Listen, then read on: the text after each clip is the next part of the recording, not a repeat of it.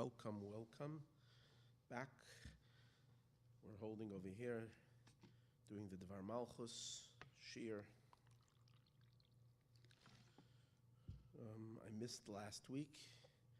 3 weeks ago, Parshas Toldos, we started the Parshas Toldos, 57, 52, phenomenal, deepest of the deep, incredible, revolutionary talk of the year 57, 52 of Dvar Malchus.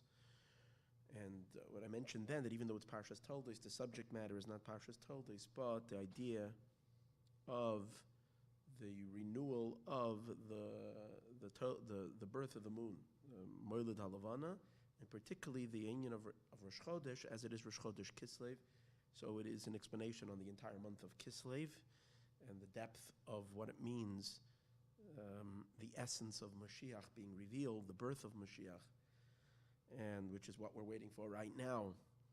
And so it's shaykh to the entire month of Kislev. We did one class during the week of Parshas Toldos. That was part one. We did part two in the week of Parshas Vayetze.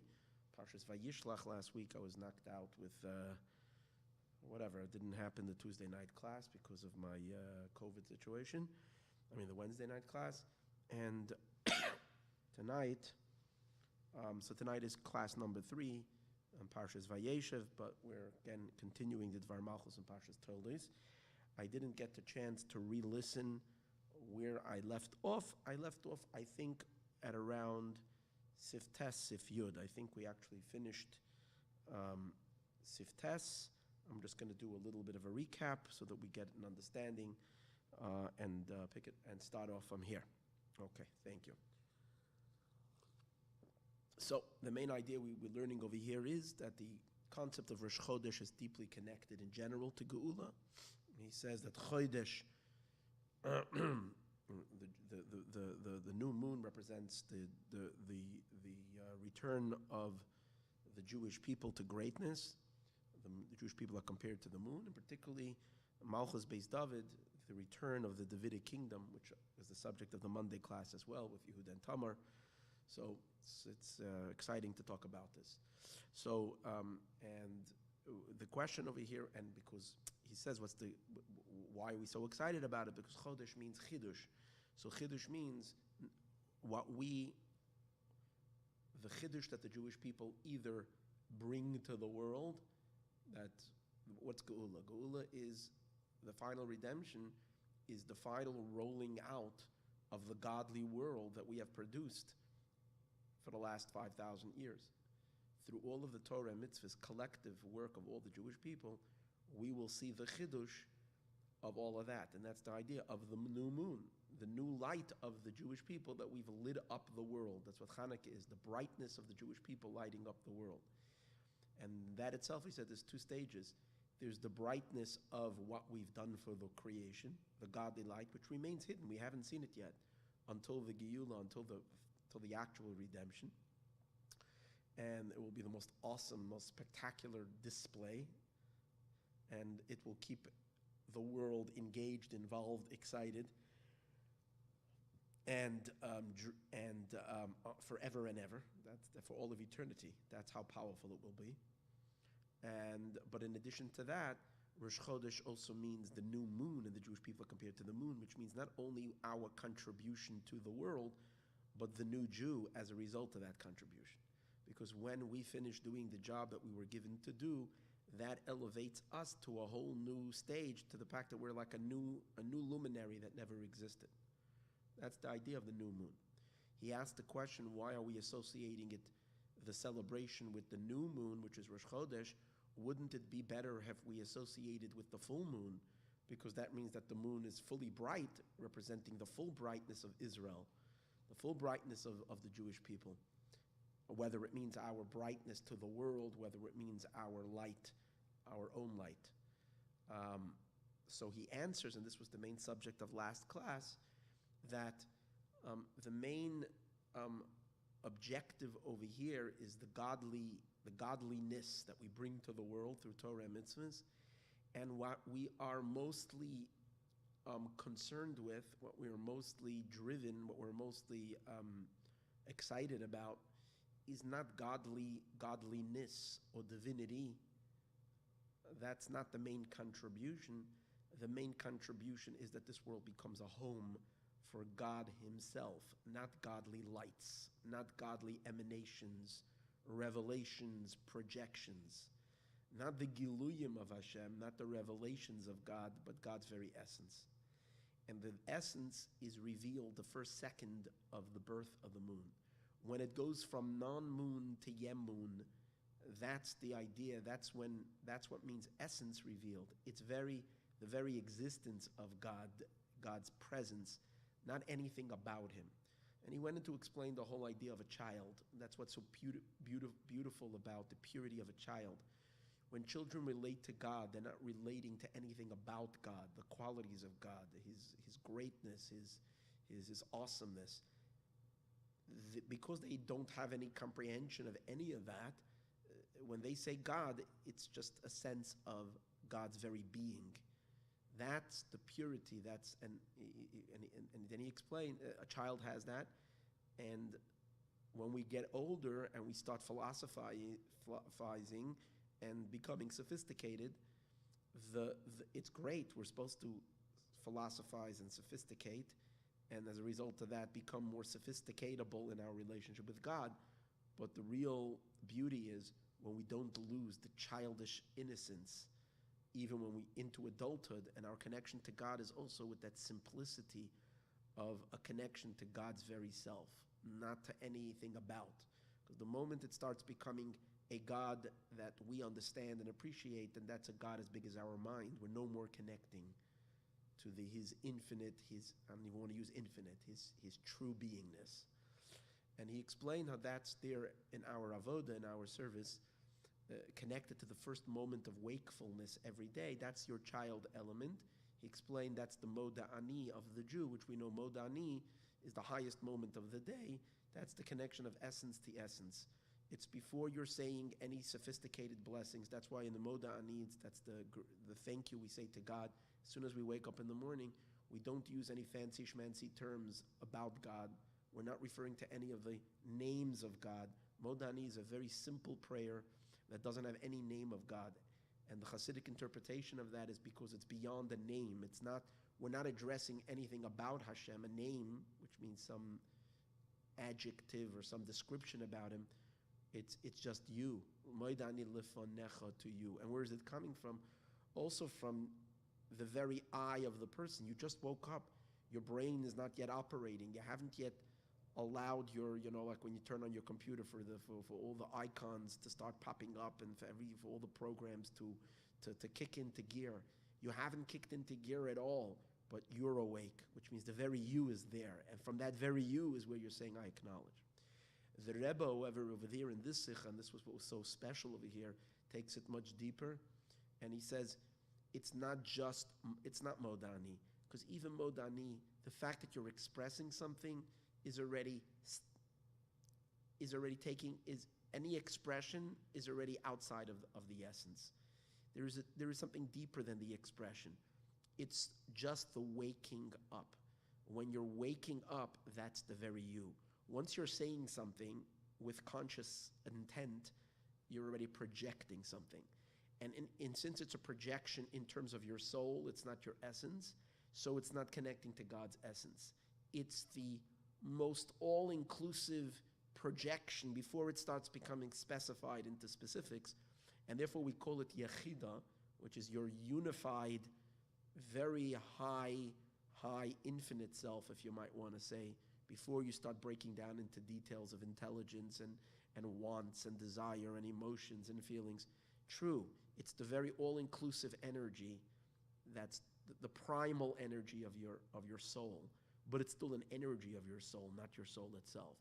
It's at this level where you're willing, when we're in touch with Him, this is where we're willing to give our everything to God, but we want to give something. We're determined to give, as opposed to deeper than that, we just are. There's a level where the soul is just Him. The soul and God are perfectly one. That's deeper than any form of an expression. And that is who you are all the time, just because it's so essence, we don't feel it. The awakening of it is the moment of waking up. You're waking up as a soul. You're waking up as a Jew. The waking up as a Jew is when it's being revealed. In other words, it's there all the time. We're talking about revelation of it. And that's deeper than Moda'ani. That's essence. And at that moment, when you wake up as a Jew and you just woke up. Obviously, waking up as a Jew means the consciousness that you're a Jew. That's the idea. I'm just waking up as a Jew. And that's that connection. And everything else will evolve from that. Now, the rest of the day, then from there will come the general projection of Moda'ani, and then it will start becoming particularized in these specifics modes of prayer, where you start infiltrating into the details of your human function, which means you first fill your mind with intellectual understanding of God, down into the emotions, the various points of prayer, different powers of your soul experience and its relationship with God, this emotion, that emotion, and then finally down into living life of thought, speech, and action, behavior, which is primarily in order to impact the outside world as well with our godliness. And that's the way the rest of the day will go. But here's the main idea, the Rebbe says. The Moshiach element, when we say Moshiach, we are concerned with the moment of waking up. That's Moshiach, because what's the idea of Moshiach? Moshiach is the essence of God revealed to the world. And how is the essence of God revealed to the world? Through the essence of the souls of Israel, through the essence of the Jewish soul, much deeper even than the Yechidah, which is only the name of the soul, the essence of the soul. When the essence of the soul will be revealed, when Mashiach will come, it will be revealed to the entire world who the Jew is at his essence. The neshama, the soul, is one with God's very essence. And the primary soul that will introduce this into the world is the soul of Mashiach, in which our souls all plug into his soul on this level of essence. In other words, it is his job to bring us to this to uncover and unearth the essence of our soul, which is one with the essence of God. That's his mandate. That's who he is. And he will bring forth in us this essential essenceness of being a Jew. That's what it will be. And here is the idea, and that's the moment of wakefulness. What is the avoda? What is the so then, if that's the case, so then why do we continue? What's the idea of continuing the day after you wake up? What's the idea of continuing the month after you have the first moment of the month, when you have the identity of the moon emerging from no moon to Yemun? In this case would mean from no Jew to Yeju, from no God to Yegad. Why would we want to do anything further? The answer is the rest of the month is the further revelation of all the qualities and all the details that come along with it. Being that the soul is a godly being, of course it's intelligent, of course it is pious, of course it is wise, of course. But here's the thing, the idea of Moshiach and the idea of the messianic process in all of this is that the soul does not display, in other words, what will be admired of the contributions of the Jewish people in the world will not be the Jewish mind, will not be the Nobel Prize in all the contributions, the scholarly ideas, the deep emotional whatever contributions we've made, the morality, the ethics, the charitableness, the generosity, the philanthropy, and all the details. Yes, all of that will be recognized and all of that will be displayed, but the main part is it will be all connected to the core essence. Why? How did all of this come about to the world? Why is this? What's this how did such a small people contribute so much and bring so much light and so much goodness and so much of all the details of all the goodies that are being brought? Because these are a godly people who are essentially one with God. So what will be seen in the Jewish mind is that it is God's mind.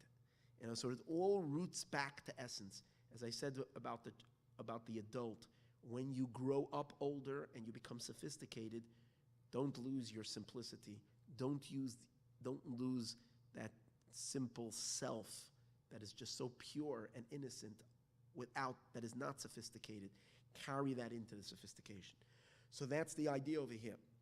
To bring the essence out into the details, that's the power of when we say the further of the month.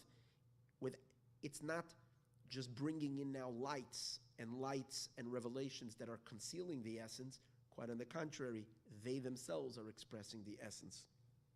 Contrary to light, which sometimes distracts us from the essence. In other words, sometimes you love someone because of all their qualities, and you miss that you're loving the person because you get caught up with the qualities. And that always could be a wrecking element in a relationship. Is when you marry someone, and first obviously there's a connection on a very deep level, and then you start loving everything about the person, and then as you continue in life, these qualities stop being so interesting, or they wear off and they're not as brilliant as they were, or you get bored of it, or whatever it is. So if you're losing fact that you love that your bond is from essence to essence, then it can be dangerous. You don't want ever the qualities, the light, to block the essence.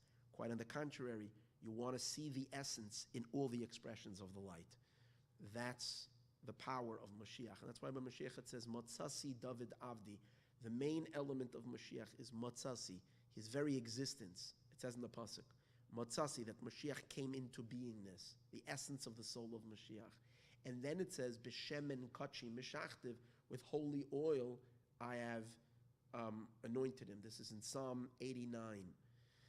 The holy oil is the beginning of that essence of his existence, the beginning of his revelation, the beginning of his light, which is already light. Oil is very essential, and the oil then from there goes and permeates outward. So the oil is corresponding to the level of Yechida, which is already more of a name of the soul, but in a manner where it's not losing touch with essence. He says this is true about every Rosh Chodesh, but it was primarily true about Rosh Chodesh Kislev. That's why Kislev is so special, because in the month of Kislev, the word Kislev means case. Case comes from two words. You can break the word Kislev. Case means what is concealed, which is essence, and then Lamed Vav means the full spectrum of revelation, because Lamed Vav is 36 emotional features of the soul. The full display of a person's qualities of soul, of personality, facets of personality is 36, because there's 6 emotions, and then every emotion is all inclusive of the other emotions. So 6 times 6 is 36. When you have the essence in the 36, that's the display of, you have the entire person, but you don't lose the person himself in that revelation, in the power of the month of Kislev. He says we see it in the holidays of Kislev, that they're all related to Pnimius HaTorah, because in Kislev we know we have the holiday of Yutes Kislev, the 19th of Kislev, and we have the holiday of Yud Kislev. These are all holidays, Hasidic holidays associated with the revelation of Hasidus, plus Hanukkah, which is starting tomorrow night, which all are related to oil, because Pnimius HaTorah is related to the oil. The oil, idea of the oil is, it's the very, very deep yechida of the soul. Deeper, it's connecting to the essence of the soul. And the point over here is that essence comes out and shines, comes out into revelation. For example, the concept of how do you see that in Chassidus? In Chassidus, it's not like Kabbalah. where you're interested in just, you're interested in cool mystical concepts. That's not what Hasidus is. When a person studies Hasidus, you're not interested in cool mystical concepts, powerful ideas that you can do hocus pocus, powerful things with. That's not. Those they'll learn Kabbalah for that reason. That's nice, wonderful. They're looking for personal empowerment. That's not what we're dealing. That's not Hasidus. The motivation to learn Hasidus is because you want God. Every day when you learn Hasidus, you want to meet God Himself. Nothing about God, just God Himself. But the beauty of Hasidus is it enables you to connect to the essence, your essence, to God's essence, to find your essence, which is connected to Hashem's essence, and yet bring it that very essential bond into understanding. So now you're actually comprehending and understanding the essence of God. It's impossible, because to understand and comprehend the essence of God, you need to be Him. And Chassidus says, so what? So you can be Him. Who says you can't be Him? Your essence of your soul is Him. So be Him and know Him. So through so Chassidus is the concept of Chodesh Kislev. It's essence, but essence not remaining in its elusive, intangible, unknowable, undefinable state, but rather it remains essence, unknowable, undefinable, uncharacterizable, unspecifiable, if you can say, but yet it does come down into specifics. It comes down into definition. It does come down. Why? Because if it's the essence of everything. So you're not losing the essence, even though you're bringing it in. You're feeling the essence, connecting to the essence in all the specific illuminations that come from it, and you're really not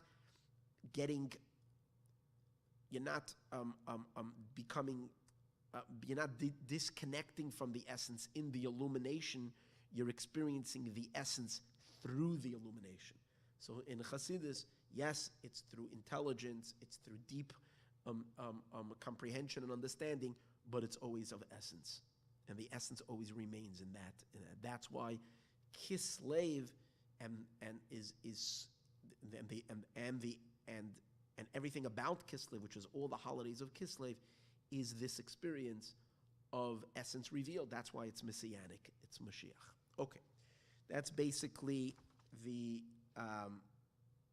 what we've learned till now. Just that was like a review and probably somewhat new idea. And as a result of that, he says, okay, so what does this mean in? Now, everything has to come down, as the Rebbe explains, in avoda, which means, since when Mashiach comes, this essence is revealed, we have to say, he says, that even before Mashiach comes, there is the work that needs to be done, because everything has to come through our work. Mashiach comes through our work. So there needs to be special work that is done to reveal Mashiach itself. All the work we've done till then is preparing the world for the revelation of Mashiach. But then there is the actual revelation of Mashiach, which includes a special avoda. What is that avoda? He says that avoda is associated, usually it is with the revelation of essence. So when we reveal the spark of Mashiach inside of us, which usually has always been understood conventionally, that the spark of Mashiach that needs to be revealed is the yechida, is the willingness to give our all to God. The Rebbe says it's not that. It's deeper than that. It's your very life. Even before your willingness to anything, your devotion. And therefore he says the avoda of bringing Mashiach is the avoda of waking up, is the avoda of even prior to even making that move of consciously committing yourself with everything you have towards God, to Hashem. It's before that, because you're not ready for that yet. That's an expression. This is before that expression. It's just waking up from it's the awakening from your deepest core of who you are. That's it. It's the when it clicks, I would rather say when it resonates to us in our consciousness. that we are really one with him. That's who we are. It's your identity. See, we're always seeking godliness from the outside. We always want to do something, learn from someone, hear from someone, study from someone, learn something, do something, and make ourselves godly. If we're spiritual prone beings, that's what we want to do. And here it's the opposite. It's not trying to do something to connect. It's the awareness that you are him. And now it's just to live that deepest, highest truth. Now, of course, you can't just decide, okay, I'm God and no. God is one with the Torah, and God expresses himself with the Torah. So when you discover your essence and you express that essence, exactly how Torah helps you open up your essence through the ways of Torah, through the study of Torah, through the meditations of Torah, through the actions of Torah, and then you allow the essential essence of your neshama, which is one with God, and then you are him. And that's Mashiach. Okay. He says in Sif Yud Aleph that this is what the sages mean when they say, and we say it for Pesach, a very deep explanation in what the sages say. On Pesach we say by the Agada, when we recite the Agada by the Seder, we say that there's an argument over there between the sages regarding when we are supposed to speak about the obligation to remember the going out of Egypt is all the time. So the Gemara, the Mishnah brings, the Agada brings a Mishnah, where in the Mishnah it's debated if this means by day, when it says you should remember the day you went out of Egypt, all the days of your life. So the question is, in the words all is an addition. So the question is, that addition, what does it mean? What does it come to add? Days means every single day. So what are you adding if you know already every single day? So according to one opinion, it means even nights. That by day and by night we have to remember the Exodus. But there's another opinion that it means all, the sages say it means Kol Yemei Chayecha, all the days of life. Lahavi L'Meisa Mashiach, that even in the days of Mashiach, we will remember the going out of Egypt. That's the simple meaning of this Mishnah. The Hasidic interpretation of this Mishnah, the deeper meaning of the Mishnah, which is what the Rebbe was talking about all that year, is that all the days of your life needs to be devoted to bring to the days of Mashiach. Kol Yemei Chayecha, it's a play on the words. Kol Yemei Chayecha, all the days of your life. It should have said, if it meant just that even in the day, means even the days of Mashiach, should have said Kol Yemei Chayecha, Gam Liyamos HaMashiach. Also in the days of Mashiach. The sages say Lahavi. In the context, on the simple meaning, it means Lahavi means to add also. But the actual meaning of the word Lahavi means to bring. So what this really means is all the days of your life, your obsession needs to be to bring to the days of Mashiach. We have to be Mashiach obsessed. And that has to be on our minds all the time. What did I do today to bring Mashiach? Not just once a day. Constantly. What am I doing now to bring Mashiach? Lahavi liyamoisa Mashiach. What am I continuously doing to bring to the days of Mashiach? But here the Rebbe says he's going to uncover a much deeper meaning. It's not just an obsession. It's not just something that you're conscious, you're driven. That itself is great. You're driven all the time. The question is, why are you driven to bring Mashiach? What is behind the drive to be Mashiach? Is it because you are turned on by Mashiach, because Mashiach is such a good thing, so you're excited about it, or for whatever? He says no. You're driven to bring the days Mashiach is because until Mashiach comes, what's Mashiach? Mashiach is when we will be free to be who we are. Until Mashiach comes, we are suppressed. Our God, who we are, and that is our neshama, which is one with God, has never expressed itself. So we're like living a suppressed identity. Our true identity is not. when we become conscious of this,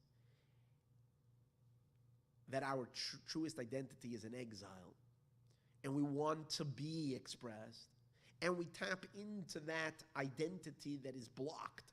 In other words, by knowing that it's blocked, we tap into that identity of blood, and then we actually start living from that deeper identity, which is Moshiach. That means that we at our deepest core, are the revelation of Moshiach, which is the revelation of the essence of God. That means Mashiach is our life. So therefore, automatically, you're driven that everything, in other words, it becomes so intolerable, a world that is not facilitating that revelation and not allowing us to live that way or blocking it. It becomes completely intolerable. So therefore, it becomes an obsession. But why is it an obsession?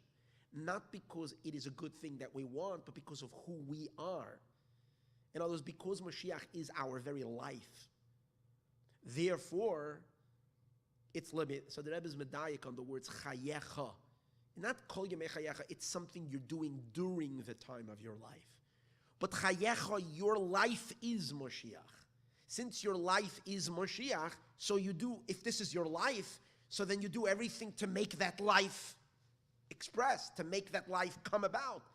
If there's something impeding on your life,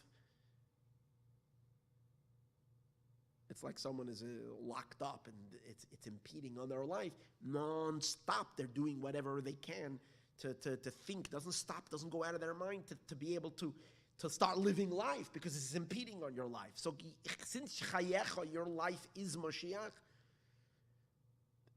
and now, so kol yemei chayecha, lahavi is driven to bring Mashiach. So our connection to Mashiach is on the level of life itself. And here the Rebbe gives us he adds a twist. He adds an insight to it that makes it very powerful, and that is that he says, there in a person's needs, there are certain various different needs that we need to be sustained with. Food is very important. That's why when a person gets stuck somewhere and there's no food, you get very nervous because you must have food. So food is like, if you get stuck in an airport somewhere, you can't get food or whatever, you're kosher, this, that, you're very unsettled because food is a necessity. Your life depends on food. So when we know we have dinner, we have breakfast, we have food, we're kind of settled. I just was learning the halachas regarding tzedakah. So Masechtas Pei over there, it discusses that when they would give tzedakah to every poor person, there used to be communal, food banks. So the minimum you have to give every person is you give them the meal that they have for now. No, they have already the meal for right now. We assume that every poor man has his lunch. The reason you assume that is because of a reason. I'm not going to get into it right now. He has his meal for now. You're giving him the meal for tonight, for dinner, and you give him a lunch that he can take along with him. We're talking about traveling poor people that will travel to the next city. But he has to leave with lunch, because if he's not leaving with lunch, he's just not a person. You have to have you travel somewhere, you need to have one sandwich. Okay, so that's one level. That's a need. But if you don't have it immediately, you're not settled, but if someone calls you and it's an important phone call, you can get on the phone and discuss it. And forget about the fact that you don't have lunch for 10 minutes. It's possible. Even though lunch is very important, the fact that you don't have it, it's disturbing, but you could be on the phone 10 minutes, a half an hour, if it's something that's pressing, and forget about the fact that you don't have food. And you'll get back to it, and maybe even it'll come into your head in the middle of a phone call once or twice. But it's not going to completely. But what happens if you can't breathe? Oxygen is what you need to live. If you're choking and you don't have oxygen, then that becomes something that you're fighting for your entire being because you don't have oxygen. Oxygen is life itself. You can't be 5 minutes without oxygen. So you're gasping for air, with your entire focus is to get that air. Everything. There's no space for anything else. No matter how important it is, the cutest picture of your grandchildren is being, if you're dying, if you don't have ear, all of that becomes irrelevant. It all is meaningless because you need ear. So the Rebbe says, Moshiach has to become our oxygen, our ear. Without Mashiach, we can't live. So all day long, it's Mashiach, Mashiach, Mashiach. Mashiach is oxygen, and we breathe Mashiach oxygen. And therefore, he says, automatically, when you wake up in the morning, since Mashiach is oxygen to the person, he's life itself, therefore, the first thought that enters our mind is, where's Mashiach? I need Mashiach air. And you're sensing Mashiach's air. Now, doesn't mean only chas v'sholem in a negative way where you're feeling there is no air. There's also the positive. Mashiach is already here. It exists already. Spiritually, it exists in all. You immediately connect to that Mashiach energy that's here already. You connect to that power, and that becomes your oxygen. And so therefore, it's in your consciousness. And he says the truth is, even when you're asleep and you're not conscious, you're also breathing that air, because even when you're asleep, you need to breathe. So if Mashiach is your life, then even when you're asleep. But he says that's not included in the words of the sages, Kol yemei chayecha, all the days of your life, to bring to the days of Mashiach, during the sleeping hours, because the sages are talking about what it says in the pasuk, Laman tizkar, you should remember. So we're talking about something that you're conscious of. So that happens the moment you wake up, you become conscious of the fact of yourself and Mashiach. That's your ear, that's your life. And you're driven to bring Mashiach, and you want Mashiach, and you're thinking Mashiach. He says, as a result of your deep connection to that, to that ear, as soon as you wake up, automatically, then that ear is your oxygen even when you're asleep. So even when in other words, you need it all the time. But since every wakeful moment, Mashiach is your oxygen, then it's going to be your oxygen even when you're sleeping, when you're not conscious in it. But in any case, that's the idea. And he says, Lahavi, to bring, so what happens like this. If Mashiach is chayecha, if Mashiach is your life, not a nice thing, I'm a Lubavitcher chassid, or I'm a chassid, and the Rebbe wants us to have Mashiach, and we should think about Mashiach and say we want Mashiach now. See, the Rebbe wanted to open us up, not wanted, he opened us up to this reality, to this consciousness, to this level of connection. He says, this is who I am. This is my neshama. This is me, and this is who I am opening you up. And it's not me. It's not you. It's the truth of God in this world. That's Mashiach, the revelation of the essence of Hashem, the essence of Moshiach's neshama, which is the essence of all our souls, conveying the essence of God, and that needs to be your life. When that is, and it needs to be, it is. We ought to tap into that. That's the idea. When we open up to that reality, so automatically, if Mashiach is our life, that means Mashiach is revealed in us. Then it's going to be Lahavi Li'Maisa Mashiach. It's going to bring the days of Mashiach automatically in the world, because you are Mashiach. So when you're functioning from Mashiach inside of you, Mashiach is here. We want Mashiach, so be Mashiach. Mashiach will be here. Live in live in Mashiach's oxygen. Your essence is Mashiach. So it's an inevitable thing. The more Jews open up to this Mashiach life force, then obviously it becomes more evident in the world. So then he goes on and he says something really spectacular. He says the avir of Mashiach, the oxygen of Mashiach, which is where we ought to be functioning from, is higher than the light of Mashiach. In other words, the Rebbe is saying like this: Mashiach has already been revealed in the world. His essence, that's the Molad Halavana, the birth of Mashiach happened already. As he explained 2 weeks before this, Parshas Toldos and Parshas Vayera, that happened already. And therefore, Mashiach's oxygen is already here. His avir, his ear, because he is here, he's spreading that ear. We can breathe that ear and then tune into his avir, into his ear. But he says that ear of Mashiach, which helps us bring out our essential essence of soul, of oxygen, Mashiach oxygen. He says that is higher than the light of Mashiach. Because the light of Mashiach represents what Mashiach's illumination to the world, which represents, illumination means revelation. How does Mashiach reveal himself to the world? Through his wonders that he will do. Includes the wars that he will fight, the judgment that he will judge mankind, and eventually he will teach all of humanity. He will guide and he will teach. First he will take care of business and rid the world from all lies and all dark forces. And that's part of Mashiach's battle that he fights. But all of that, and then he will illuminate and teach and inspire and guide and bring peace and all that. All of that is the light of Mashiach. That means his impact, his effects. But deeper than that is his very being, which is related to his very breathing, his oxygen, his life. Because, so everything that will happen in the world is because he is. First he is, and as a result of his being, he will then illuminate. So here's the thing the Rebbe says. Therefore, when we connect to the ear of Mashiach, and therefore, when we're breathing that air, when we're connecting on that level of essence, helping him breathe, so to speak, because again, he's deeply connected to all of us, when we're breathing that air, therefore bringing forth his existence, his being in this world, so then the light will inevitably come. His light and his effect is going to happen automatically. And his impact on the world is going to happen automatically. Because from his being comes his...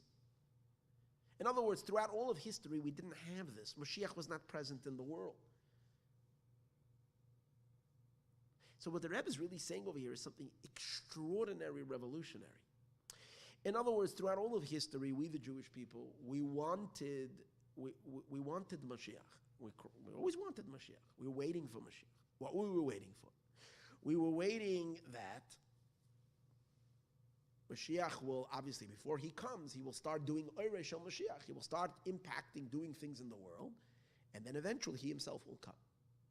There will be Bias HaMashiach.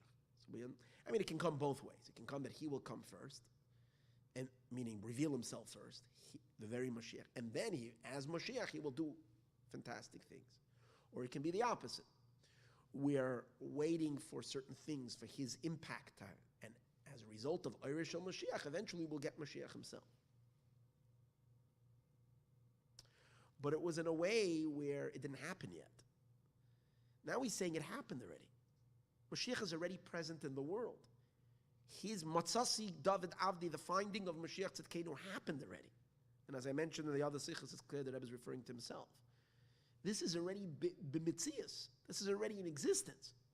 Now it just needs to be that he does, his oir should change the world and reveal himself by doing what he needs to do. So for instance, right now, when we look at the world right now, we're waiting for Mashiach to make law and order in this chaotic world. We see so much injustice, we see so much darkness, we see so much, we have corona, we have illness, we have corruption.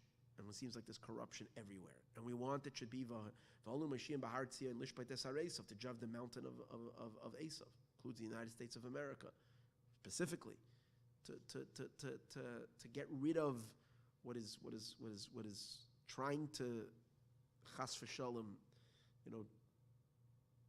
make this whole culture and this place a godless society. And we understand that right now we're waiting for Mashiach to take the reins in his hands, Oirei Shel Mashiach, the light of Mashiach, to be Yilcham Milchamas Hashem, to fight the wars and win, v'yinatzeach, and to win. And we feel a little bit helpless. So how do we do that? We can daven, we can hope, we can... But here we understand a whole different thing. It's not that that we're going to have Oirei Shel Mashiach. You have already the source of Oirei Shel Mashiach. Oirei Shel Mashiach is his piyula. You have to just now reveal the essence. When you have Avir Shel Mashiach, when you have, which means him present, his being present, then the Oir is automatically going to happen because his presence in the world. Let me put it this way. When you bring in the sun, you're going to get the sunlight. because the light comes inevitably from the sun. You need to bring in the sun. How do you bring in the sun? The answer is your essence, not revealing your essence. That means when each and every one of us starts breathing Mashiach ear, which means that chayecha, our very life, is Mashiach. When we start living in that, and obviously in connection to Mashiach Tzidkenu himself, so that is the revelation of Mashiach Tzidkenu as well, and automatically his light will then impact the world. So it's such an empowerment, because you're not working from what I'm saying is, you're not working from this powerless state and hoping that Mashiach will come. We're just praying, we're davening. It's here. Now tap in to his essence. He actually adds, related to Hanukkah, to the Hasidic discourses of Hanukkah, where the Alter Rebbe explains in Memorim on Torah Or that when you have the lamps that are burning, the lamps are the oir, the light. And the Alter Rebbe explains that the ear, in order for a fire to burn, it needs air, it needs oxygen. And if you block the oxygen, the fire will go out. So therefore he explains that avir, which is oxygen, ear, is higher than the oir. It's oir yud, the word avir, which is ear. The ear is the oir, the light is the oir, but it's coming from the yud. The yud is higher than the oir. It allows for the oir to be there. So he's saying the essence of Mashiach is higher than his projections. And therefore the main thing is to have Mashiach's essence revealed. And it comes in two ways. And I'll say two things the Rebbe points out in the Sikha that it happens. Number one, by each and every one of us revealing our essence. Because again, his essence, his power is through the identity of all the Jewish people. So when we reveal our essence, our wakefulness as a Jew, our beingness, and obviously from that place, as we said earlier, that Mashiach needs to come is a matter of oxygen. It's air. It's our very life, and our whole life is devoted. When we function that way, and we're then that helps reveal Mashiach. Plus, it involves also our recognition of the essence of Mashiach. By us revealing his essence, so his lights will afterwards come automatically. And that the Rebbe says in the end of the Sikha, where he explains, he says that he brings what it says in the Haftorah of the week before, Parshas Chayesara, where it says that the people said, Yechi HaMelech David li'olam. When there was a question regarding Shlomo's continuation of continuing the Davidic dynasty, continuing after David HaMelech, which is the idea of Nitzchios Malchus based David. So over there, the people cried out and they said, Yechi HaMelech David la'olam. So the Rebbe says, the toichin, the content of that announcement, of that proclamation, Yechi Adoni Melech David la'olam, that David live on forever, which means the recognition, the identification of Mashiach's existence, that he is present and that he is revealed. That identification, the Rebbe says, that is, the toichin of it is the hisgalus of the existence of Mashiach. In other words, we need to have the man revealed, and then the man that is revealed can do his work. So when people think that the identity of Mashiach is not important, the main thing is we should do things to bring Mashiach and to bring. The biggest thing you can do for Mashiach is reveal his identity. Because when his identity is revealed, then automatically his pa'ulis and his lights are going to happen. And it's a very deep answer to all those who question this question of what's the point of people that say Yechi Adonenu and point to the Rebbe as Mashiach. And say, let's not talk about this. Let's just remember that it makes people uncomfortable. Actually, in this Sikha, the Rebbe is giving the answer very, very clearly. Because in order for Mashiach's light to be in the world, in order for there to be sunlight, there has to be a sun. And the sun has to be revealed. And when the sun is revealed. Now, obviously, so then why didn't he reveal it? And the answer is because that's the whole idea of a king. A king can't reveal himself. It has to come from the subjects. You know, he can do everything to hint to us. But once he's revealed, but when we recognize it and say, oh, when the people recognize the king and say, there is the king, now the king has power to do it. See, I'm going to use an example from the politics that is happening now in the United States. One of the main problems that the president, obviously everybody knows, is contesting the election, okay? And he feels that he won this election, and again, it's irrelevant whether yes or no to our matter discussion. Now, this is what he believes. Now, if you would have, 100 million people on the streets screaming, "You're the president," and then obviously his fight to be able to prove it and to whatever would be far more empowered. Part of what the war against him has been happening is that the media has completely ignored to the point where, we have a president already, and President-elect Biden, and we're going to put all the spotlight so that he's not in the spotlight, he's a nobody, and then he has no power. He only has power when the people are recognizing. So again, whether you believe he does or not, that's irrelevant. I'm just giving it as an example. Mashiach has no power unless we recognize him and we give him that power. And the Rebbe says that's part of the Yechi Adonenu by saying, hey, he is Mashiach. And when you say that, and you recognize that, and more Jews recognize that, that's the hisgalus of his existence. Then he can do his pa'ulas, then he can do his work. So it is essential. But on two levels, the revelation of the Moshiach, the Neshama Kailelas, the Yechida, his existence, his oxygen, his avir, his essence, and also each and every one of us. It doesn't come just as a proclamation. Here the Rebbe is going to the other end. You can make proclamations and make statements from where you want, from today till tomorrow. It's about you as well, because he's only him if you are you. That's the idea. Each and every one of us to reveal our essence, and that is our obsession. Just like the Rebbe himself was obsessed his entire life with bringing Mashiach, because that's who he is, from his essence. That's why he's doing it. It's not because he was inspired by Mashiach. This is who he is, and that's the reason why he was driven for all of that. The Rebbe says to each and every one of us, reveal who you are, and you will become Mashiach obsessed like me, and then together we will bring Mashiach to the whole world. All of us become Mashiach obsessed. The Rebbe says that this obsession of this identity, this deep identity of essence, and from that place is where we operate. We operate from our essence, from our deepest inner core. From that's where we project. This is the idea of Bias Mashiach, is that each and every one of us is tuned into essence. But he says essence revealed doesn't have to come out only in the deepest things, like because of our essence, which is one with God. That's why we study Chassidus and we reveal the deepest secrets of Torah. Yes, that too. But it also relates to every little small thing that we do, including acts of charity and kindness, in which we're doing it out of a deep identification of us being godly or one with Hashem. And therefore, of course, if this is who you are, if you're a godly being with godly power and someone is lacking something, you have the ability to help. So help. This person just had an encounter with God. I mean, obviously, ridiculous people can take all of this out of context. Understand what I'm saying? Sometimes we feel weak and we feel, who am I? What can I make a difference?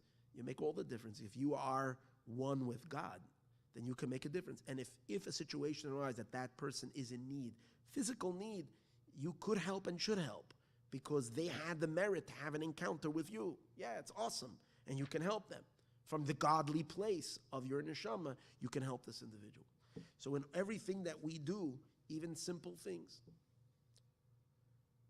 extending help to people wherever, projecting godliness because we are one with Hashem. All of this will bring about this, especially he says it's already in the year Tiyah Shnas Neflos Bakoil, that powerful year which that was, and it's after the Moiled of the third month, which the third month is connected to the third Geula. It's already after the Moiled, which means after the birth of the moon. The revelation of Mashiach is already present and revealed.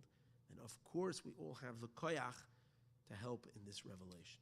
So right now, we're already close to 30 years later, 29 years since this has been said to us, it's about time that we take what is being said over here seriously and realize how much we do play a role and how powerful we are, and not be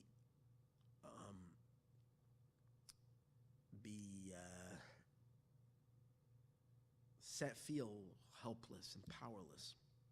Oy, when is God going to bring Mashiach? We need to be Mashiach. And when each and every one is Mashiach, recognizes Mashiach, rallies behind Mashiach Tzidkenu himself, we will have the Geula very quickly. May it be now. He says, and that's the like the beginning of the parsha, the Eila Toldos Yitzchak, that there is the birth of what? In a manner of full revelation. The birth brings to the Eila, full revelation of who? Of Yitzchak.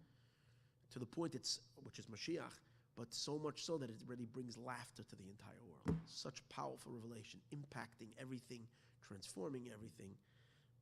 And from there, he says, comes the rectification of Parshas Vayetze, which is the world of the purification of Lavan, and eventually even the world of Esav, which is the final chapter where we're holding right now, where without a shadow of a doubt, Mashiach is going to complete the rectification of the United States of America in the world of Esav and all the other countries, and bring about Tzedek v'Yosher. And it's so crucial right now that we become Mashiach assertive. Assert our Mashiach, and then Mashiach will assert his power. And all of this will bring the Geula. Amitis Vashlema, may it be right now.